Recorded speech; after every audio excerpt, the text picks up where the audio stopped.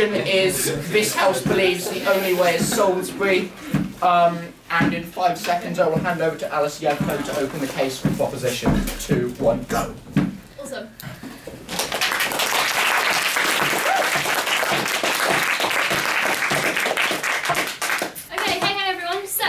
This House believes that the only way is truly Salisbury. To demonstrate our love for Salisbury, Side Proposition come to you today with an alternative. What we have for you today is, we are so keen for Salisbury, we're going to make it the headquarters of every single intergovernmental organisation that exists. And we are going to make it so that every organisation writes into their constitution that they have all their summits and all their meetings to be held in Salisbury, because we are so keen for Salisbury. So, because we truly believe that the current global economic crises, international cooperation and deliberation, diplomacy, really needs to go on somewhere like Salisbury. This is the way forward for the world. So I'm going to outline through our policy plan, and then I'm going to talk to you about how logistically perfect this is really going to be. Louis is then going to go and talk about the cultural diversity of Salisbury and why this is a perfect place for such things, because we're going to talk about a bit about the environment, and also the why Salisbury is somewhere that should be economically benefited by all this. And then Jamie's going to sum up our proposition for you today. So, number one, on to just a couple of things that we're going to do. First of all, so the EU Parliament is going to be held in Uloth. No one liked it anyway, since it wasn't Waitrose. Since it wasn't Woolworths, so it doesn't really matter.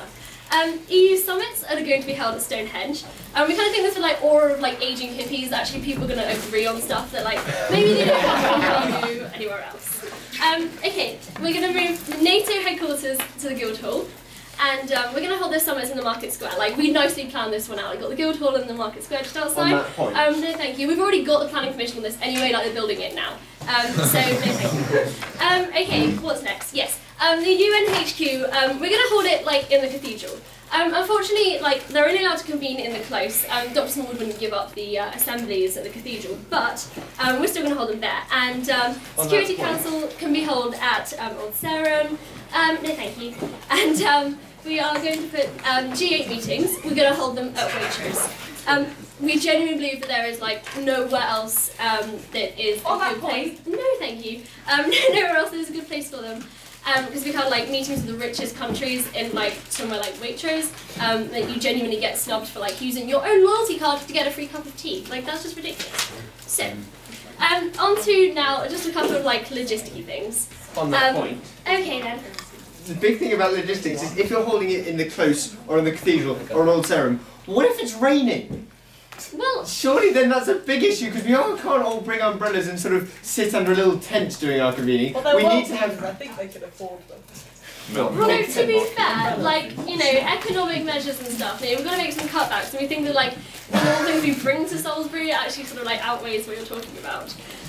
So yeah, just a little bit about why Salisbury is the perfect place for this. In terms of organisation, we really are the perfect place to run the show. So everyone knows everyone in Salisbury, and it's got a really good organisation. Nothing would ever get lost. We've got the Avon Advertiser, so things will keep running and stuff. And also we understand that having all these headquarters here would require a special role. So we need a special person to be the head of intelligence, security and stuff.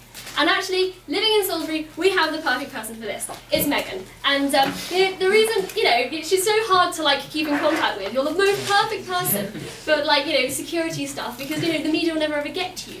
The reason she almost didn't make it today is because we were going to try and put her through some training. Unfortunately, she couldn't make the training today, but we hope she's going to get this.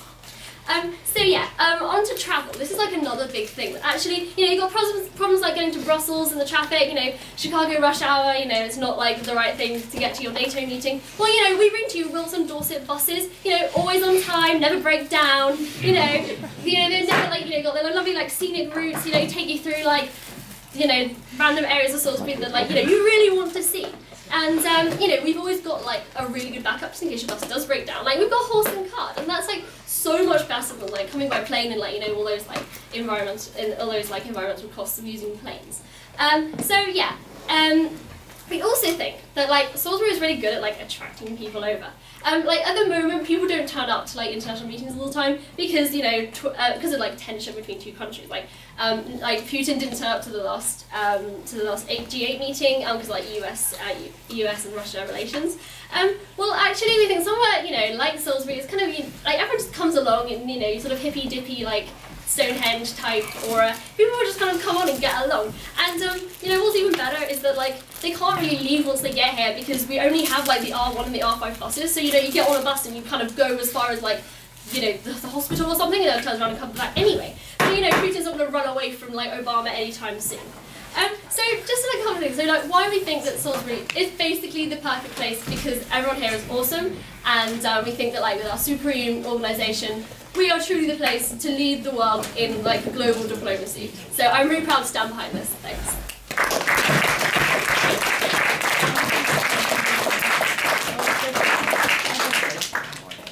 Thank you, Alice. We'll now pass over to Dan to open the case for the box.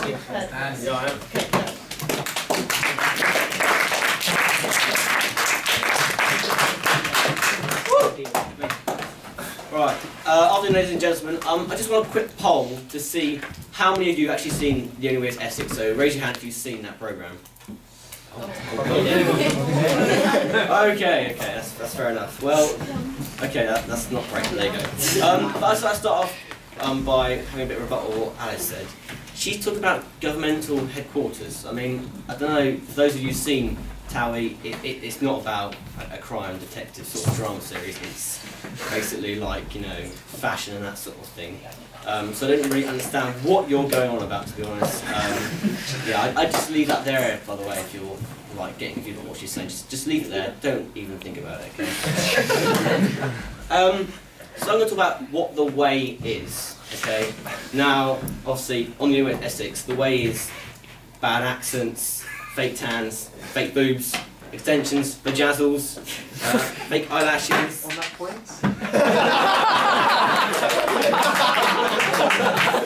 It better be funny, Jim, go on. Which is why The Only Way is Salisbury, and we're proposing The Only Way is Salisbury, not The Only Way is Essex. Yeah, but that's what I'm talking about, the way, okay? You can't have two ways, there's only one way, and this is the way.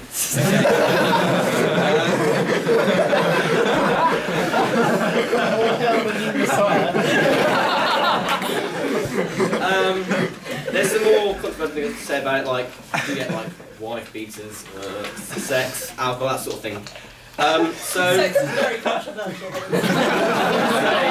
I'm just saying, but is Salisbury this sort of, you know, is Salisbury like this? And I'm going to say no. If you look around the room, how many people have fake tans on? I can see. Apart from Rollo, pretty much nobody. Salisbury is full of these sort of people. Chavs, where's sophistication in that? Druggies, well, again. Pregnant mothers. I mean, I walked from the bus station to here, and I think, based on what I see, must be like over 90% of people not be pregnant mothers. No, sit down. Pregnant mothers? Yes. What is so bad about pregnant mothers? Sorry, pregnant mothers and pregnant teenagers. Sorry about that. This is not exactly a good image, is it really? You know, if you're walking down the high street and you see these sort of people, is that what you want to see when you go to your town? I don't think so. I don't want to see that sort of thing. I don't want to walk around the street corner seeing needles and that sort of thing lying on the floor. I'd much rather have a pleasant experience. On that point, Yeah. what's this got to do with the motion? I'm going to get to that. Okay. But basically, the Only Way in Essex is based on a place called Brentwood in Essex. It's not the best place in the world. Woods, okay. And that place is lovely. It's clean. I've been there before. It's quite nice. A lot nicer than Salisbury in comparison, actually. So I think that Salisbury is not very. It's not the way it should. It's not the right way. Okay, the way I've just explained. It's not those sort of things. Okay, there is more retirement homes around here than there is tanning parlours. Okay, and that is wrong. Also, the Only Way is Essex is full of people with suits, ties, shirts, that sort of thing.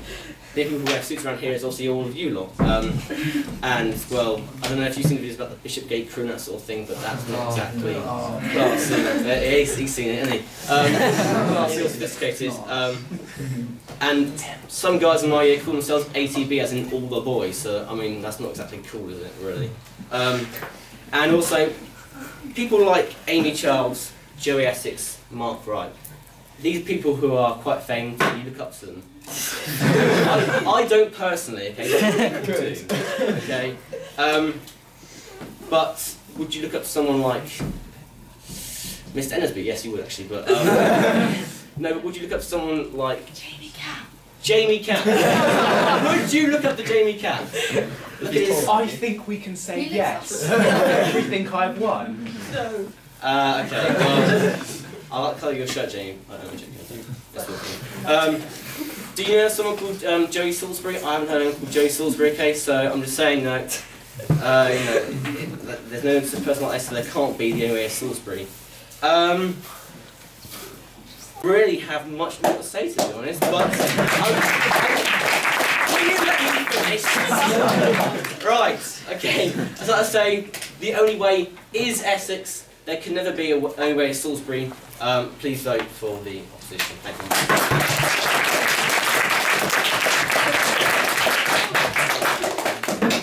So drugs, pregnant teenagers. I must be living on a really nice side of town. You've seen better than these. And now let's hand over to Louis to carry on the case report.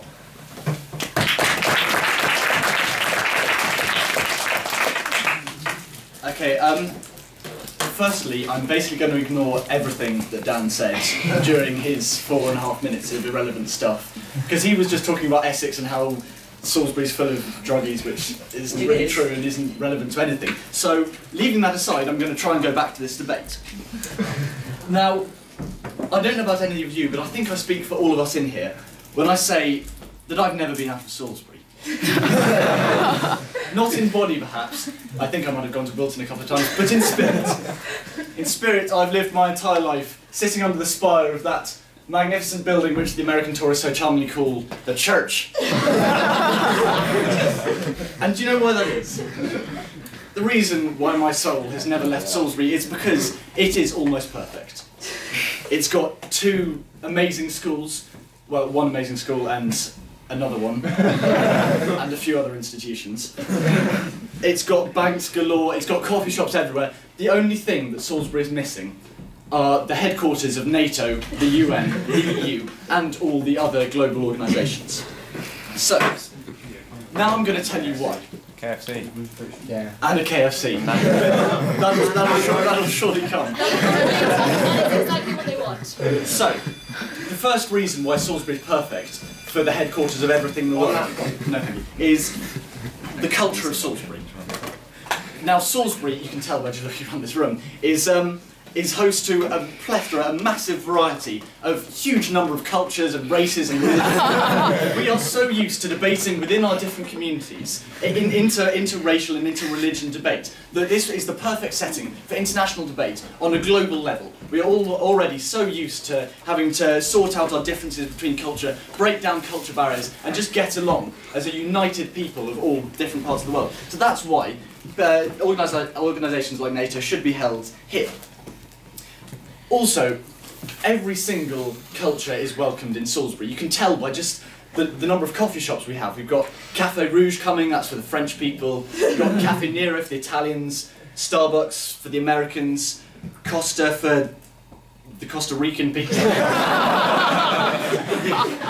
can tell, I mean, the fact that Costa Rica is represented in one of our coffee shops shows that every single culture is welcomed. We've got Indian places, we've got the Chinese will be welcomed, because I expect there are some Chinese restaurants somewhere.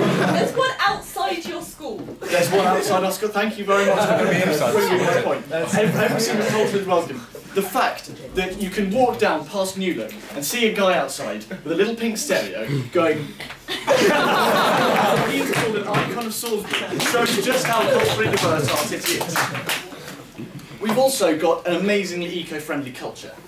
People might not notice it, but the fact that pedestrians are so highly regarded in Salisbury, that they can walk out in front of any vehicle without caring, because the vehicles have to stop for pedestrians. That's how highly regarded the pedestrians are, which shows our eco-friendly nature. On that point, Yeah, go on. do you think the more relevant point is the cars are going so slowly that they never hit the pedestrians, no matter how slowly they walk? So actually it's going to be awful for international relations because no one's ever going to get anywhere. Because everyone's going to walk. This is... Salisbury's perfect size for things like this. You can get from one end to the other in 5 minutes or something. The car parking charges are another reason. The car parking charges combined with the potholes in the road, these show the way forward on how to run an eco-friendly city. No one drives except for in the manicured grounds and tarmac of the cathedral school, where Chelsea tractors kind of pump out enough CO2 to fill the entire world. No one drives in Salisbury. This is the way that countries should be looking at the world and seeing how to run an eco-friendly city. So now on to economics and why this would be good for economics for Salisbury. Finally, if we had all these global corporations coming and summits coming to Salisbury, finally maybe someone would have enough money to buy all the overpriced stuff in the market. These people would start earning a living rather than just standing in the market shouting all day and then leaving at the end of the day. I had a quick chat with Mr. Hunt and Mr. Ronzi beforehand, and we went through some of the economics, and they reckoned that if Salisbury did become the headquarters for everyone, for everything, then everyone in Salisbury would become £1 million richer. Which on its own is just such a steadfast reason why they should all come to Salisbury. Finally, it's because no one likes Brussels. At the moment, Brussels have got everything. They've got NATO, they've got the EU, they've got nice chocolate, and I think Salisbury wants nice chocolate. So that's why everything that happens in Brussels should come to here. And just the look on Jamie Capp's face, if the headquarters of the EU were moved to his hometown, I think that would be worth anything. I'm going to finish off with a short story. I was trying to go from Warmth to Southampton the other day, but all the roads were closed around Salisbury, and so I sat down and I thought to myself, how do I do it? And of course then, like all the time, the only way was Salisbury. So, because the cultures are perfect, because the economics are perfect, and because no one wants to be dictated to by a city which shares the same name with possibly the most universally hated vegetable in the world, the Brussels sprout, I urge you to vote for such proposition.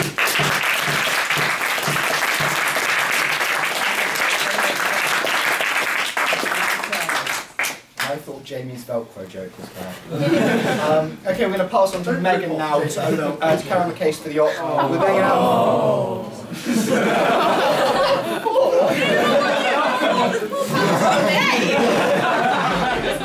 We're going to have a floor debate after that, so just have a few points ready. Yeah. As your new head of NATO, you're going to be the first ones to go. Right, I'd like to start by addressing the point that you're going to ignore what we've said. We're going to ignore what they've said as well. There's going to be basically no cooperation between the two sides, which is exactly why NATO should not be held here. That's going to be one of my first points. Right, organisation. Salisbury. I'd just like to point out that I only knew that I was doing this debate at morning break. And what I may be slightly impossible to contact. I'm not that hard to contact. It was Jamie. Blame him. Okay, I do always blame Jamie, but I can't keep blaming Jamie when I'm head of a new world order, Alice. Now, yeah, organisation-wise, clearly this is just one small example why Salisbury is a terrible place to be holding any kind of world organisation.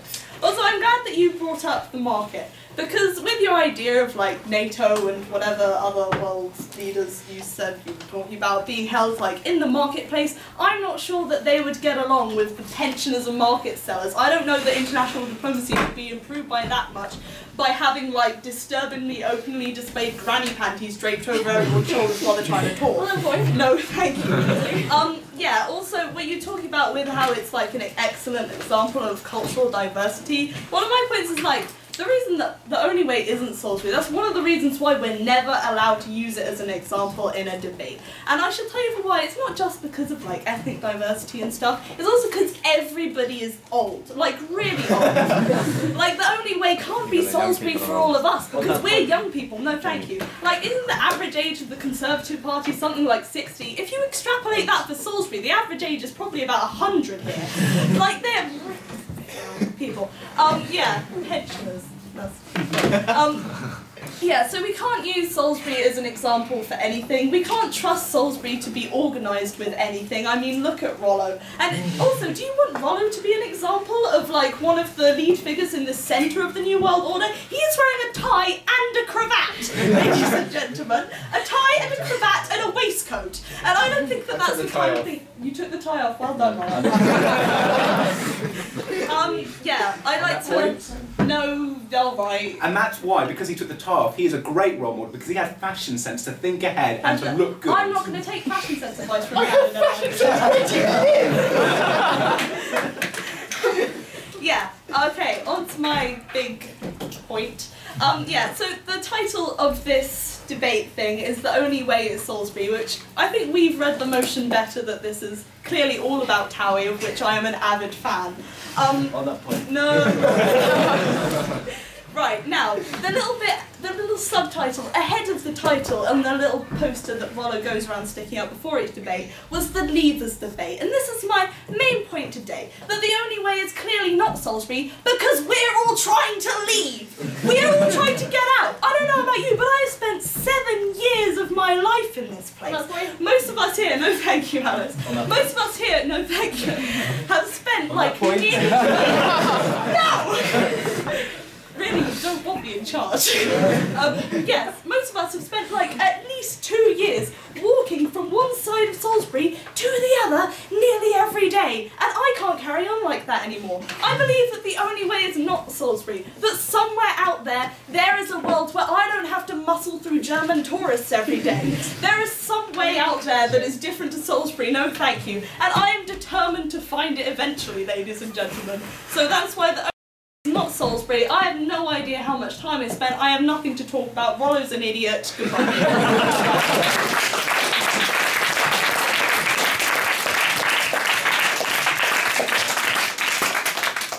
Okay, we're now going to go on to the floor debate. So we've got any points in favour of the proposition?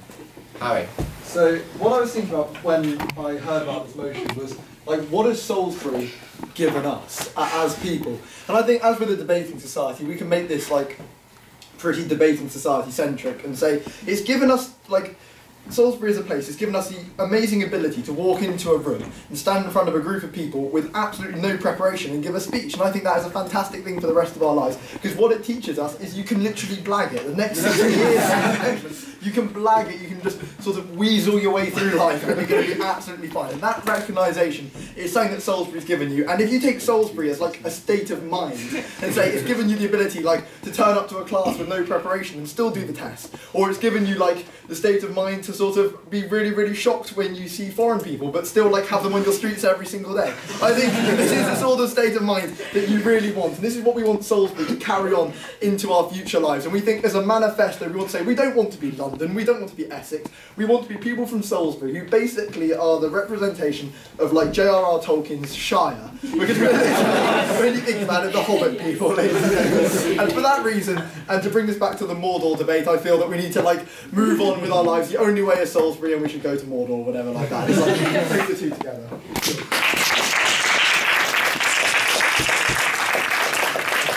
Any points in favour of the op? Yeah, go for it. Right, I'm going to do a Jamie here. Come to the middle and address you all, and then talk about society as well. Okay, first of all, I'd like to say that the panels are all in denial. None of them are from Salisbury, Amesbury, Warminster, Downton, Fielding, however you say it, and the Wallops. You're probably from Salisbury, so we're not going to talk about it. Downton as well. Downton, exactly my point. None of the people here are from Salisbury. I'm not from Salisbury. I think if we didn't have to be dragged in every day to here, we wouldn't voluntarily be in Salisbury. And I think you made that point in the fact that none of us are prepared for the test because none of us want to do the test and want to be here in this place. Now, I propose that to make a different point, that we are not, the only way is not Salisbury, the only way is as part of a greater society. The only way is part of Wiltshire and as part of Britain, and we should stand up as part of a multicultural, different society representing all these different places coming together as part of Wiltshire, as part of Britain, as part of this bigger society as a whole. My second point I'd like to make is Spotted Andover has more likes on Facebook than Spotted Salisbury. That is all.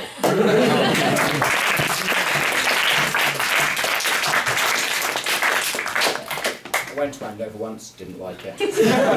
Any points in favour of the proposition? Yeah. I think I'm wrong. Basically, a point that Megan You meant made. to stand up, Hannah. God. A point Megan made. She believes there is a world in which she does not have to muscle through German tourists, and this is a reason why the only way cannot be Salisbury. I'd like to point out this is the girl that has elected to go to Oxford next year, arguably a bigger Salisbury, full of more German tourists.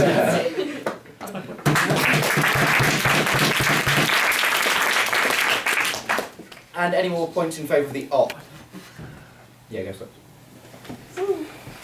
Is this becoming a new thing now? I kind of like it. One does not simply walk.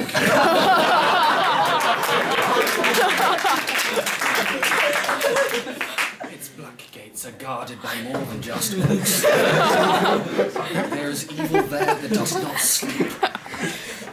The great eyes. It is the barren wasteland, filled with fire and ash and dust. The very air you breathe is a poisonous fume. Aintree then. Not with 10,000 men could you do this. It is folly.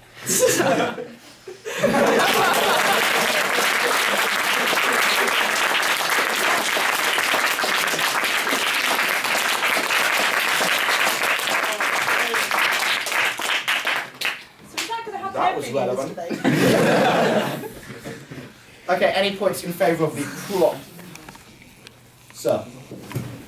Yeah, really continuing the testimonial theme, I'd like to pick up briefly on the motion by commenting that from my point of view, one of the great things about Salisbury is it's kind of Radio 4 built in lovely cream-coloured stone and harmonious brick.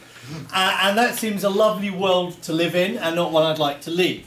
And there are other things I like about Salisbury. The sort of slight competitive edge we have with other cathedral-y type towns, which are in all other respects completely identical to us. But there was the time that bishops took a debating team to a final at Hereford Cathedral School, and we got out in the close and the boys looked around and looked up at the cathedral spire and went, not as big as ours. This year, Salisbury... Keep up. This year, Salisbury has made its mark, as Harry said, in terms of debating, even more strongly. Certainly in the last few years, bishops had become really pretty well known nationally for getting to some finals, making a splash, having not just like one team a year, but 3 or 4 teams a year, which is something I think to be really, really proud of. But what has been, I think, so notable about this debating generation is that we now have teams from both schools reaching finals regularly, competing against a wide range of schools from the sort of independent sector, state sector, also come across some foreign schools on our travels, and really pitting ourselves against not just the rest of Britain, but the world. And that's been based upon a really strong society. So if you're somebody who rocks up here most Friday lunchtimes and hopefully enjoys the debates and learns a bit and helps to form opinions and likes the jokes, that's great. But out of that come people who are not just really good at blagging it, but actually are persuasive to others about the world and about maybe what should change. And that's important. And that's why our teams do well. And I'd like to pay tribute to the girls from Southwold. It's really good to see Ellie, Blythe, as well as Alice and Megan here, and for what they've done with Southwold's debating this year, and what they've given by giving a real competitive edge to the Bishop's boys. One of my abiding, if not necessarily happiest memories this year was of the 2 Southwold's Year 11 girls taking out John and Cal in the Cambridge competition, but that was impressive. It was Hannah doing her Beyonce dance in a debate at Bristol, where we beat a couple of the top independents. But also to those who've been on committee here. Now, Louis's not been able to make many Fridays because of his other commitments, but he's done a great deal with the public speaking teams this year. He's done a lot throughout the school, and you'll be taking that bit over. Jamie, Cal, John, Rollo, all of those who've worked really hard to build, and Ollie, to build the debating culture, and to involve a lot of people who maybe before this year hadn't spoken, and maybe who, if they didn't speak this year, will still be here next year and will want to speak. And most of all, I pay tribute to Rollo, who has actually been one of the most organised debating chairs. I don't know if you think that's a high bar or not, but actually, although the society's been going for quite a while, we've not had a debate every week. There's no other schools in the country that would achieve that. Even some of the schools that debate a lot do not have a public debate every week, and sometimes more than one. So that is a terrific achievement. It's given a great deal to the life of the school, and it's left a great legacy at both schools. And I know that we'll continue to see all of you. We're really lucky in our alumni coming back, supporting us, welcoming us when we travel to other places. So I'm looking forward to muscling through the German tourists and seeing some of you next year. I'm looking forward to welcoming you back in, and maybe for alumni debates. And I hope that we'll all stay in touch. Thank you so much for what you've done.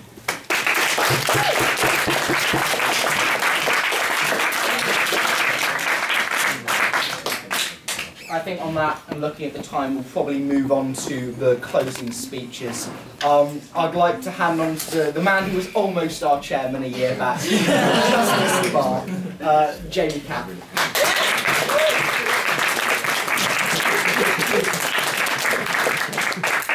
I think saying I was almost is flattering me a bit. Summation speeches are always where I think that I'm supposed to be my best, we'll see. So it's great to be finishing on that. So I'm going to bring 3 clash points. I'm not going to do 5 like Gareth, or 4 like Cal yesterday, or 2 like Rollo when he's a bit off. I'm just going to stick to the 3. So my 3 today are, is there such a thing as Joey Essex Salisbury style? Who can best accommodate the EU, NATO, UN, World Trade Organization, and any other big world organisation we can think of, or I can remember in the time? And who is right to ignore who, seeing as that kind of seems to be a big thing, as we're allowed to ignore them and they're allowed to ignore us? I don't know. So is there such a thing as Joey Essex Salisbury style, is where I'm going to start. So something that came up was about the fact that Salisbury can't have this kind of style, or whatever it was, the way, as Dan used the quote, because it doesn't have that definitive character. It doesn't have that Joey Essex person who everyone holds up and goes, oh, bloody hell, Joey Essex. It's that change in society. Oh, no, thank you. I believe that we have seen that there are those sorts of people in Salisbury. One point used before is the fact the ego of people in Salisbury is so big that they can walk out in front of cars. It's not just their importance, they've got the ego to be able to do that. And I think that's personified in one person, ladies and gentlemen. It's Rollo Salisbury, and that is our Joey Essex. Because it's not that you want to be him, it's you want to bemoan him, you want to abuse him, and you think that he's what's wrong with that kind of place and everything that's wrong. And I think, really, Rollo personifies that. I think he is Rollo Salisbury, so I think we do definitely have a way, and it's seen through the fact we have got Rollo, and before that we had Jamil, who I think was just a slightly more toned down version of Rollo, this year at least, which I think is actually saying something, that we have those sorts of people, we have that definitive style, so we do have a way that can be remembered. It's just an upper class, posh, hating the poor, and all of that sort of stuff, pony club kind of boy. So next, who can best accommodate the EU, NATO, UN, World Trade Organization, any other one that I can remember in the time? One of them, that hopefully we'll take that to Worlds. The opposition seems to think that Essex would be a better place, I think. I'm not too sure. I'm trying to make this debate work together because it seems to be 2 separate ones going. They seem to think that Essex will entertain world dignitaries better because they have fake tan, fake boobs and vajazzle. Yes! Yeah. We think that we can do that far better. We think we accommodate them in a lot more broader ways than simply just entertaining them with the ladies. We think that we have the logistics that are ready, so we have Wilts and Dorset Bus, which, as we've already proved, is a magnificent service that everyone should emulate, because it just runs on time, and it doesn't leave me out at all and mean that I'm late to a theory test or anything. No, oh yes, in fact, go for it. Having sat with you for a year in politics, I don't know that you could entertain world dignitaries. You can barely keep me awake.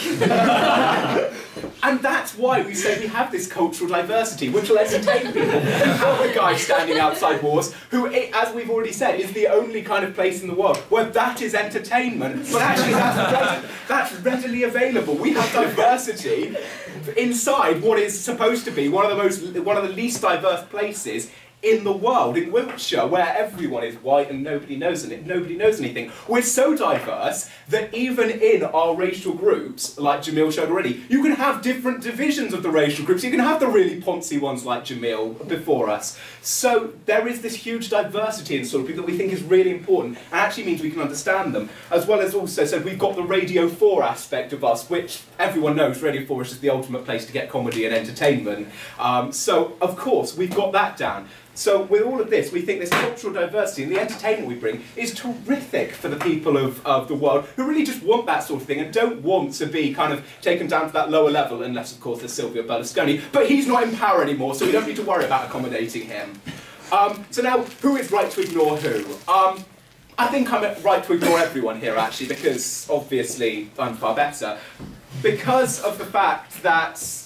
No, I'm not going to go to the front because I'm just fulfilling my stereotype, it seems.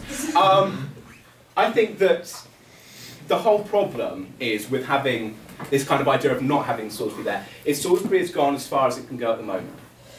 And they want to ignore us, and we think that we're right to ignore them because they've gone off on a completely different tangent about the debate, but we think we're right to ignore them because we see what Salisbury can achieve. We see the potential it can give, and it's not supposed to say that just cathedral town, a nice quaint little place that tourists go to.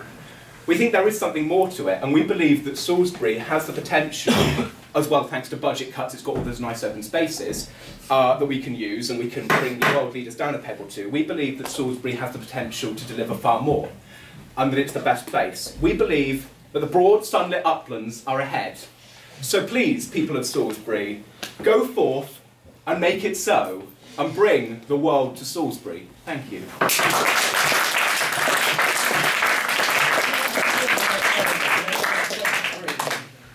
Thank you, Jamie. And now to close off, not just his side, but the entire debate, and in fact debating for this year, our chairman, 2012-13, Rollo Uloth.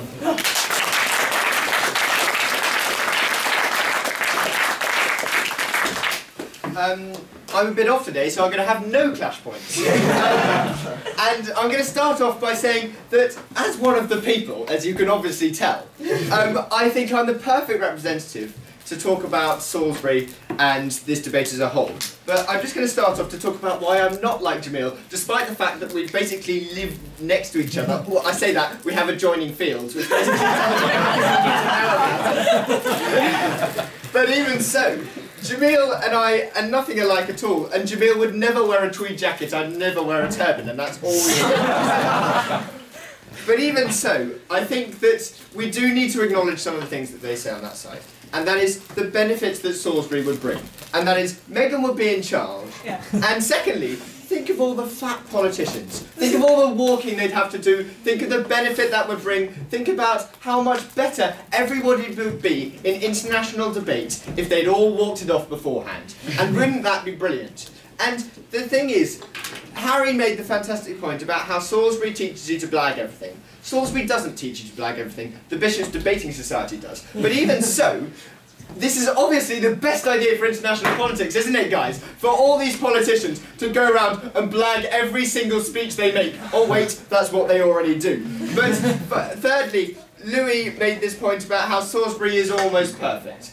And I'm going to give you a little bit of history here, because really it's a while since I've done that without talking about homosexual classicists. And really, for the less cultured of you, that's gay Romans. But really, the thing is, the reason Salisbury is almost perfect is because it stopped being a power base in the 1400s. The reason that Salisbury is so perfect is because it grew and grew and grew. It had a massive economic centre. It was able to build that cathedral, and then it stopped, and it became the lovely place that we have at the moment. Yes, Alice? This is exactly why we want to move like global debate to somewhere like Salisbury. It's not Chicago, it's not Moscow, it's not New York, it's not any big powerful place that one leader can like beat the other one around the head. It's Salisbury. It's removed, it's nice, it's a perfect place for global debate. That's very true. It isn't one of those places, but the problem is, the reason it isn't is because it isn't an international power base. Salisbury hasn't got a great big political centre. The Labour offices are the same place as the homeless shelter, for God's sake. It isn't a massive political centre, and that's why it's like this. And you're going to ruin this place you claim is almost perfect by turning it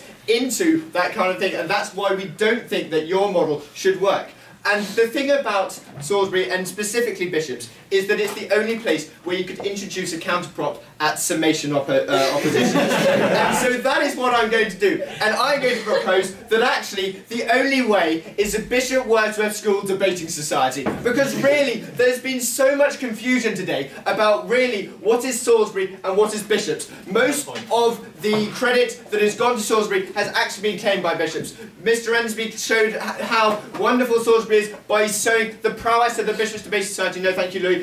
Harry showed what the life skills Salisbury teaching you by showing what the life skills the Bishops Debating Society teaches you. And let's hear from the worst member of the Bishops Debating Society. Yes, Jamie. So you're proposing moving all of the world organisations into the Bishops Debating Society. Even Mr. Rendersby isn't that optimistic for the hopes of this society.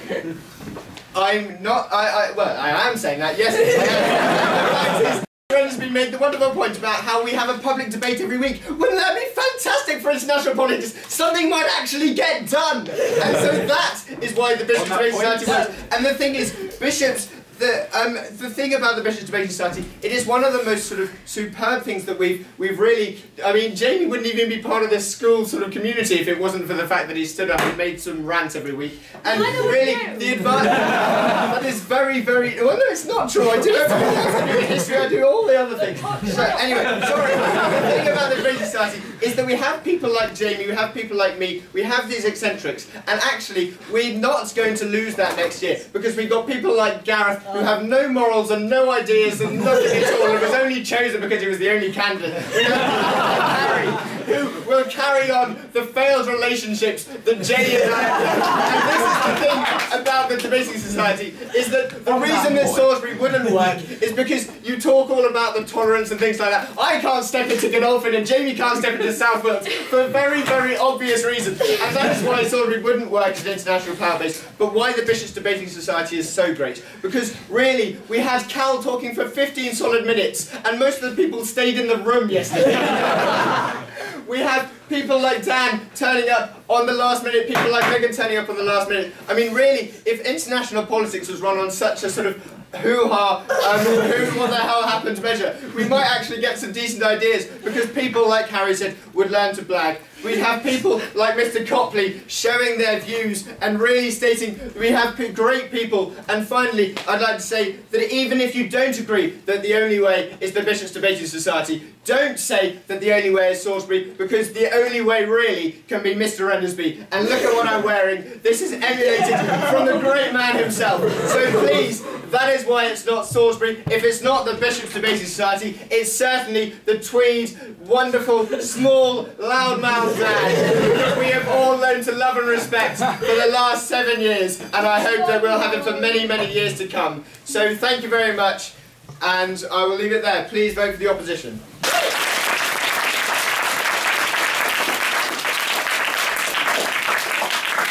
We are going to have a vote. Before we vote on that, I'd just like to say I hope to see you all who aren't going off to university, all of you younger people next year for debating. It'd be great to get as many of you involved as physically possible. So, those in favour of the motion that the only way is Salisbury. Yes, come on guys. No.